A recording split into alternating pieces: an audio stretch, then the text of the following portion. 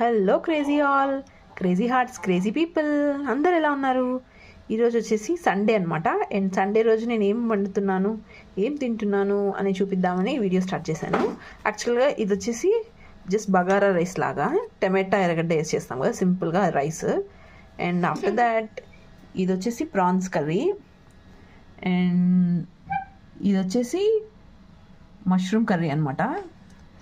And ఈ రైస్లో ఈ మష్రూమ్ కర్రీ అండ్ ఈ ప్రాన్స్ కర్రీ వేసుకుని తింటే సూపర్గా ఉంటుంది.